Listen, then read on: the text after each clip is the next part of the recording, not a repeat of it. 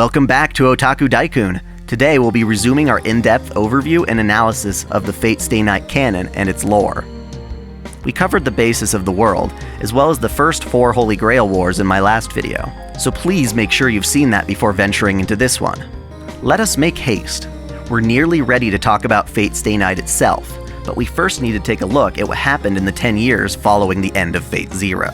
The introduction of Shirou at the end of Fate Zero marked a moment of hope in an otherwise tragic series of events. He was a young boy when the Great Fire erupted, killing most people around him.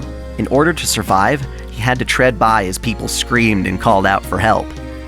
Even he was on his deathbed when Kiritsugu found him and saved him using Avalon. Turns out Shirou will keep Avalon for quite some time, not even realizing it. The image of Kiritsugu, having saved himself by saving him, that relief and pleasure on his face would play a major role in developing Shirou's goals and aspirations. When Shirou wakes up in the hospital, Kiritsugu comes clean, declaring himself to be a magus, before offering to adopt him as an alternative to the orphanage.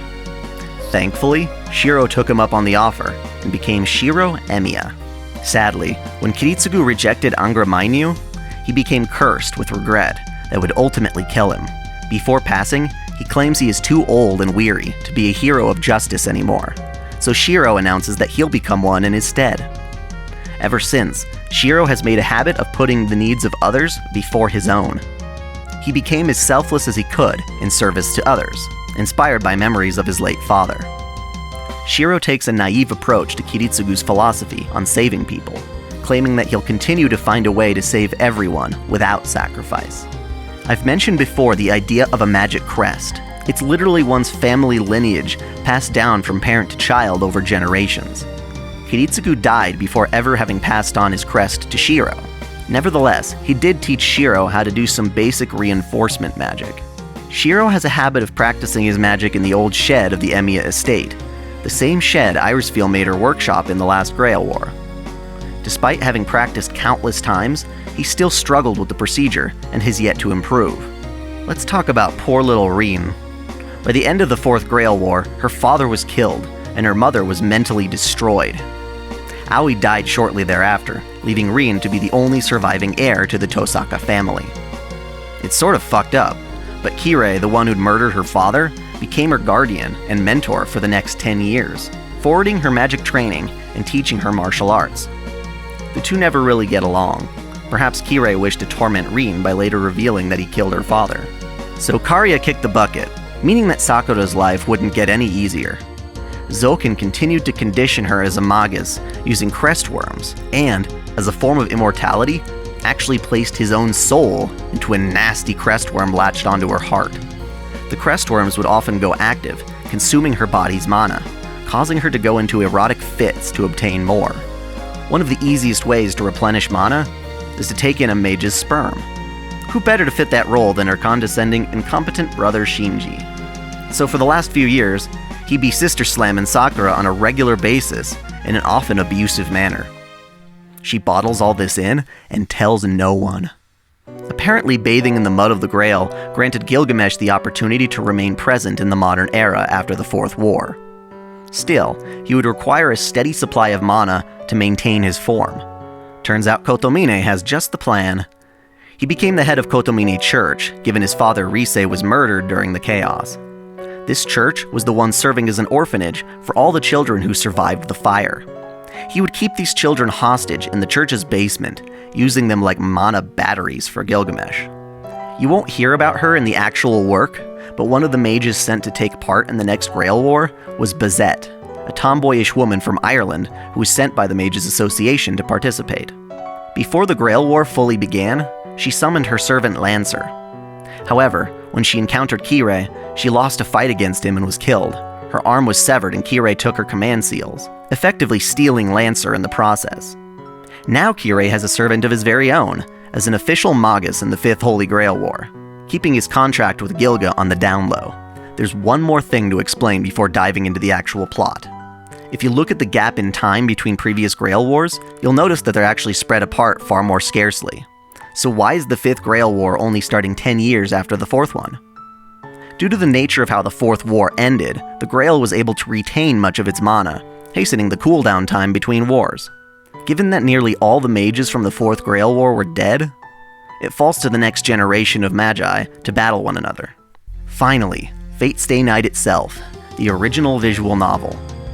I'll start off by claiming this one's actually imperfect by design. You see, the story of Fate Stay Night is not a single linear narrative, but 3 separate plot routes, each being a different way the Fifth Holy Grail War could have gone down. Each one has its pros and cons. Different characters live and die, and different parts of the whole picture are revealed.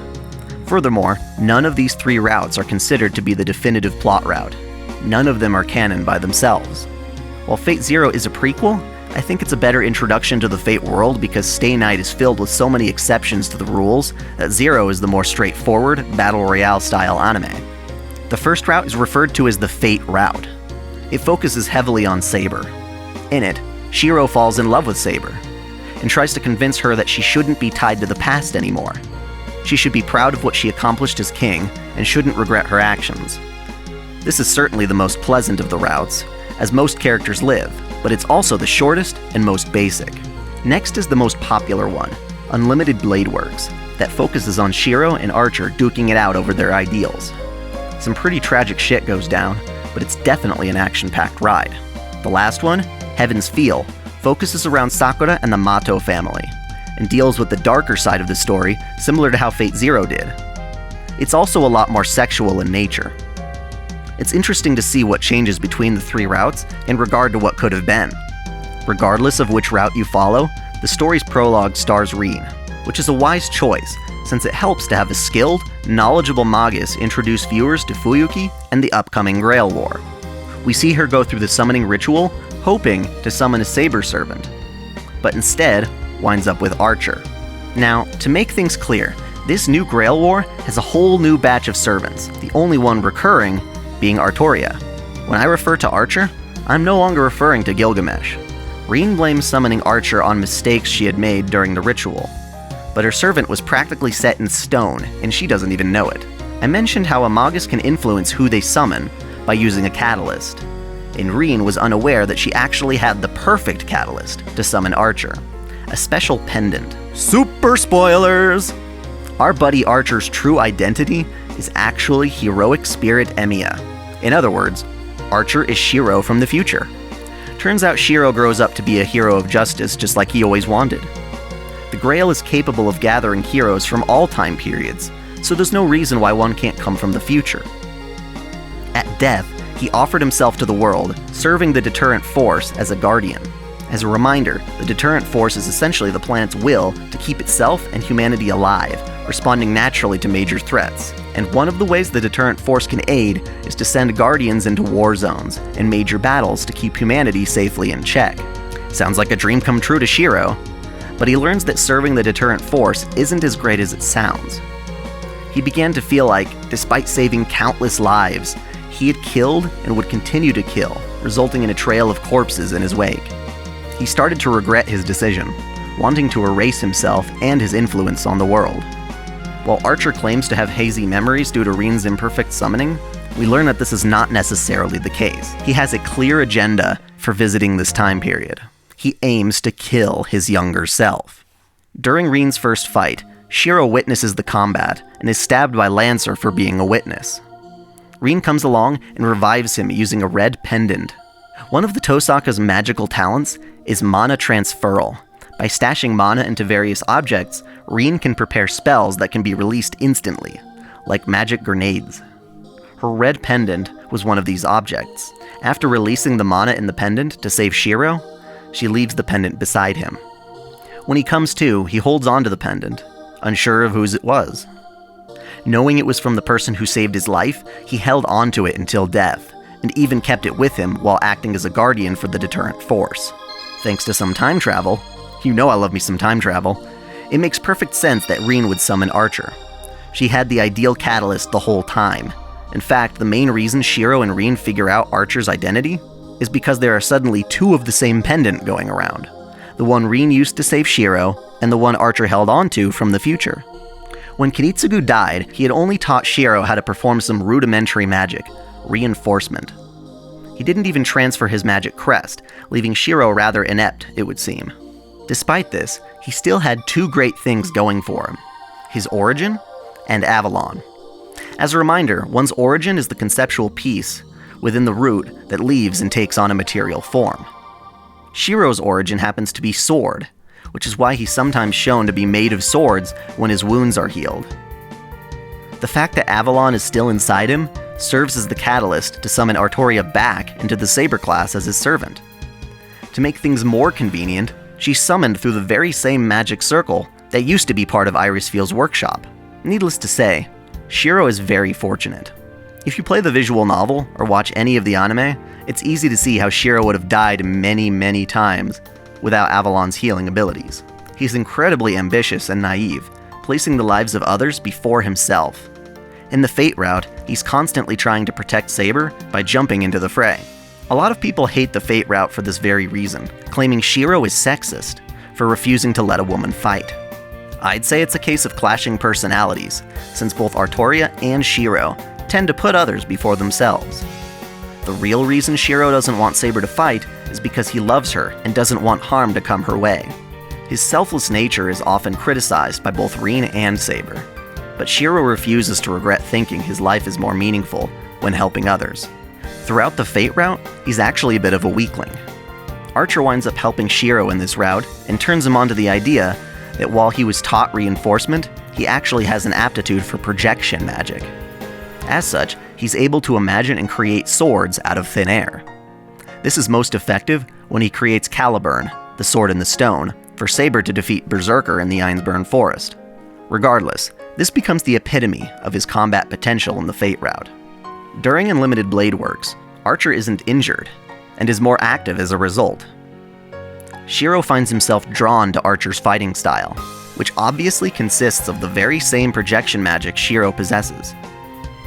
He gets more skilled while training with Saber, by imitating Archer's techniques. Later, when he fights himself, he gains knowledge from his future self with each clash of their blades.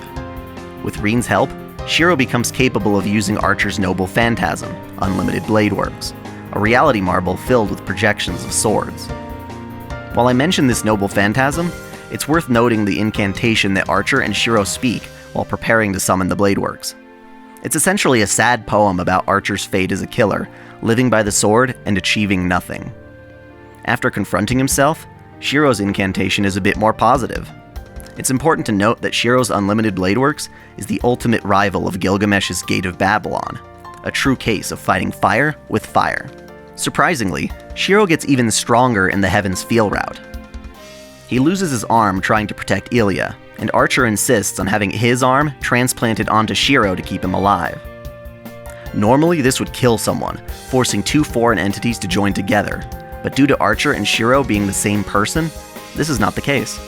By having Archer's arm, Shirou inherits Archer's skills and knowledge, and generally serves Shirou like super steroids at the risk of causing him great pain. By fully unleashing the power of Archer's arm, Shirou can project even stronger abilities than the Unlimited Blade Works, such as Hercules' best attack, 9 Lives, to perform what he calls 9 Lives Blade Works, to instantly defeat Berserker. This strength comes at the cost of destroying his mind and magic circuits, which eventually does cause his death in the Heaven's Feel route, until his soul is transplanted into an artificial body by Ilya. All of this, while it gets complicated, means that the inept magus Shirou actually holds a ton of potential, depending on what experiences he has during the Grail War. For the 5th Holy Grail War, we have a whole new cast of servants, each with their own unique legends. We'll get Lancer out of the way, since we already mentioned him with regard to Bazett. His identity is Cu Chulainn, the Hound of Ireland. He received the nickname when he killed a lord's dog in self-defense, and pledged that he would serve the lord in the dog's place. His noble phantasm is the Gae Bolg, a spear that when used to full potential, will always strike the heart of its target. There's not too much to mention about him, except that as an enemy in the Grail War, he's actually not a bad guy. He hates how Kirei killed his former master and forced him to cooperate, and in the Unlimited Blade Works route, he totally gets revenge on the bastard. In general, he has a good heart, and often winds up helping Shirou and Rin throughout the war. Next we have Berserker, who this time is none other than Heracles of Greek mythology. He's mostly important for 2 reasons: his abilities and his relationship to Ilya. As part of their training, the Ainsburns tossed Ilya out in the snow like assholes and forced her to make her way back. She was attacked by wolves, and Berserkers stepped in to save her. Given that Ilya lost a father figure when Kiritsugu was denied the chance to see her, she found comfort in Berserker's strength and protection. This is why Ilya has no intention of forming a pact with other servants when Berserker is defeated in battle. Berserker has a unique ability, God Hand, that represents his 12 labors in the form of resurrection spells. So not only is he hard to kill once, you've got to do it a lot to take him down. In Unlimited Blade Works, the main reason for his defeat is that he kept trying to protect Ilya during his fight with Gilgamesh. Now's the best time to speak a little about Ilya herself. Her mommy died in the Fourth Grail War, and her father was banished and died 5 years later. Due to her being half homunculus, she ages rather slowly, appearing as a young girl while technically older than Shirou.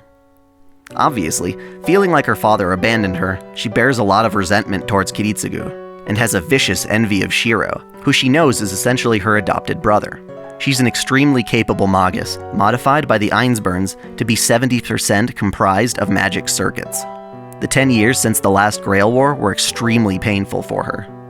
To make matters worse, it was her duty to fight for the Grail and then become its vessel like her mother before her. The future she was supposed to have with Kiritsugu turned to complete tragedy.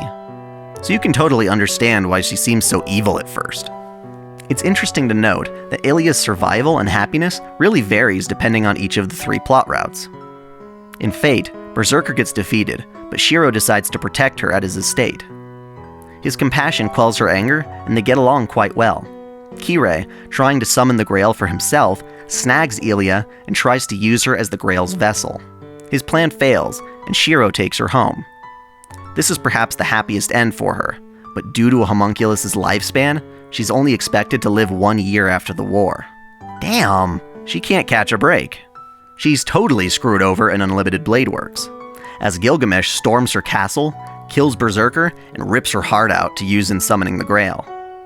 In the Heaven's Feel route, Ilya sacrifices herself to subdue the Greater Grail's destructive power and save Shirou in the process. Castor's situation is a total clusterfuck, as she definitely bends the rules. Hell, her noble phantasm is called Rule Breaker, and she has the ability to sever pacts between masters and their servants, as well as steal servants for herself. Her identity is that of Medea, who was branded as an evil witch in life.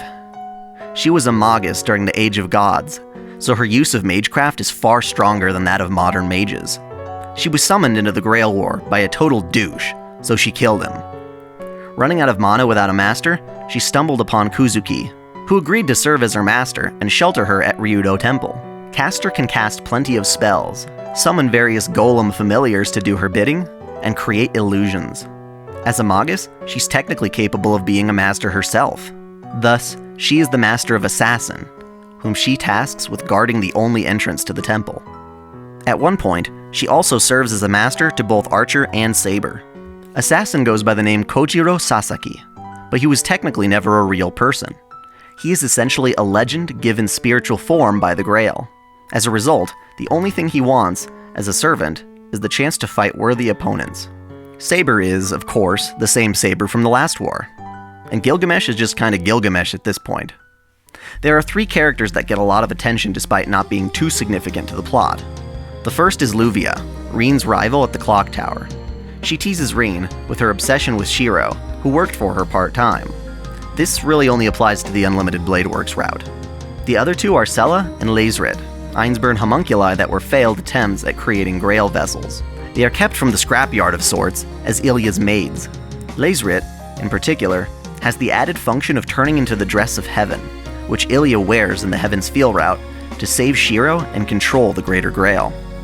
The last servant then is Ryder, who is actually Medusa, which explains why her eyes are generally covered. Beneath the blindfold, she conceals the mystic eyes of petrification, which work just as one would expect. She's extremely fast, and normally wields a chained dagger of sorts. As a Rider-class servant, she's able to summon and ride upon a Pegasus.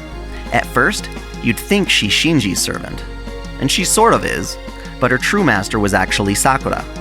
After all, Shinji's pathetic as a magus, and the only reason he's able to command Rider at all is because Sakura relinquished her command seals to him via a grimoire.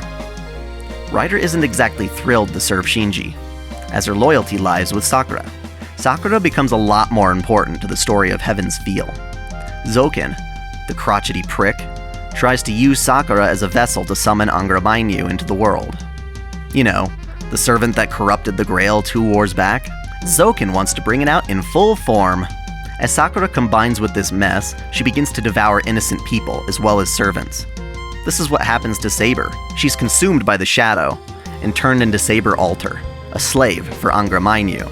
I hate Saber Alter because Shirou has to kill her and it's too hard to watch. It's not fair. Anyway, Rin wants to save her sister by separating her bond with Angra. She does this by teaming up with Shirou and Ilya to project a mystical blade, the Jeweled Sword Zelretch, which is capable of drawing magical energy from infinite parallel worlds. She uses the sword to fight off the shadows and save her sister. Now that we've gone through all the servants, I want to talk about some different topics regarding the lore in general. The first has to do with Kirei. He witnessed the corrupt Grail in all its glory during the Fourth Grail War, and has become extremely obsessed with Angra ever since. In Fate Zero, he's extremely powerful, but seems much, much weaker in the Fate and Unlimited Bladeworks routes. In Fate, he's killed by Shirou without too much effort, as the only thing Kirei does to fight back is throw the dark mud of the Grail. He then lets himself get stabbed by the Azoth dagger, the same dagger he once used to kill Rin's father. He dies rather ironically. In Unlimited Bladeworks, he's killed by his own servant, Lancer, who had been yearning to avenge Bazett's death. There isn't much of a fight. He's just poked quite harshly and kicks the bucket. Yet, in the Heaven's Feel route, he goes all Super Saiyan and fights Shirou hand-to-hand in a battle to the death. Joking aside, he does seem to put up a much better fight in this route, in contrast to the others. Let's finish Fate Stay Night off on a good note. I want to go back to Saber. She first started the Fourth Holy Grail War wanting to redo her time as king, but was convinced by the end that she wasn't even suited to be king in the first place. Thus, for the Fifth Grail War, she aims to redo the selection of the king itself. When she's not getting shanked by Shirou, she learns from him the idea of moving forward without regret. She comes to the conclusion that she did her best as king and should accept the outcome of her actions. She no longer covets the Grail and is willing to destroy it, especially after learning its true nature. Shirou, who apparently grew up to become an epic hero and later a heroic spirit, originally went back in time to try and kill himself, regretting the path he chose. After confronting himself, Shirou grows up without regret and becomes a different, less jaded version of himself. The PS2 version of Fate Stay Night, titled Rialta Nua, added a special episode for players who completed all the plot routes. It acts as an epilogue to the Fate route, in which Shirou and Saber fall in love but are forced to part ways if they want to destroy the Grail. In it, Saber dies and winds up in Avalon, a sealed-off utopia from Arthurian legend. Shirou, as a heroic spirit himself, seeks out Avalon to reunite with Saber. The very end of the Fate route has Shirou and Saber finally seeing each other again in the afterlife. Now, while it's not really shown in any other work visually, the Grail Wars do officially end after the fifth one. Remember our pal Waver from Fate Zero? He takes on the title of Lord El-Melloi II, and serves as a prominent figure at the Clock Tower. 10 years after the Fifth Grail War, he teams up with Rin to completely dismantle the Greater Grail. Bye-bye, Grail War. That concludes our analysis of Fate Stay Night, but you'd be wrong if you thought we were done here. There's one more piece of the Fate universe we've yet to discuss, and that's the sequel, Fate Hado Ataraxia. Despite being a bit of a fan service game, in the sense that it's mostly for fun, it does in fact expand upon the lore enough to bring up. When the Grail got destroyed at the end of the Fifth Grail War, Angra was released. It sensed Bazett's will to live after being pwned by Kirei. Responding to her wish, he created a time loop within Bazett's mind, allowing her to live as part of a pseudo-Grail War that would forever repeat. In this world, he fights as her servant, Avenger, against opponents he recreated from his knowledge of being in the Third Grail War. On his side, he lives as Shirou, in a world where all the servants and masters, minus Kirei, are alive and well. The two continue this mutual existence for quite some time, but as luck would have it, Bazett never actually died when Kirei defeated her. For 6 months, Avenger had kept her dying body alive until Kirei's abandoned daughter, Karen, finds her and nurses her back to health. As such, she's more or less in a coma, experiencing this fake Grail War over and over again. Avenger, upon knowing he can release Bazett to live in reality, tries to release her from the loop, despite enjoying his time as Shirou. As such, to free Bazett, he actually has to fight shadows of himself, during which he gets help from all the other servants in an awesome fight scene. Avenger ends the temporal loop, transferring his memories to Shirou before vanishing. Bazett wakes up and winds up living at Shirou's place. It's hard to call Hollow Ataraxia a direct sequel to any of the 3 plot routes of Stay Night, and it's technically a glorified spin-off, but it adds details to the lore and fleshes it out a bit. More importantly, we get a chance to see the Grail War's victims living harmoniously for a time.